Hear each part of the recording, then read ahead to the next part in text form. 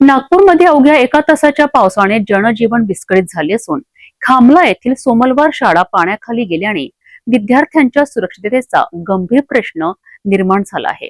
अग्निशमक दल, बस आणि ऑटो चालकांच्या मदतीने विद्यार्थ्यांची सुरक्षित सुटका करण्यात आली आहे। नागपूर शहरात अवघ्या एका तासात झालेल्या पावसामुळे अनेक सखल भाग जलमय झाले आहे। या पावसाचा सर्वाधिक फटका खामला येथील सोमलवार शाळेला बसला आहे।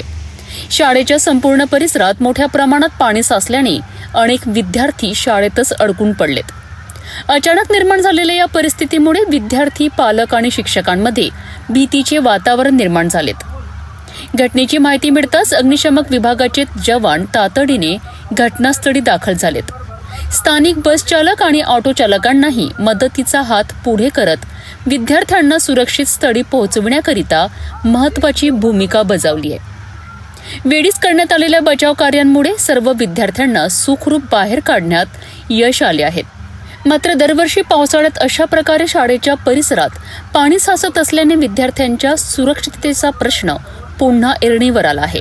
नागरिकांनी प्रशासनाच्या नियोजनावर प्रश्नचिन्ह उपस्थित करत पावसाच्या पाण्याचा निचरा करण्याकरिता कायमस्वरूपी उपाययोजना करण्याची मागणी केली आहे।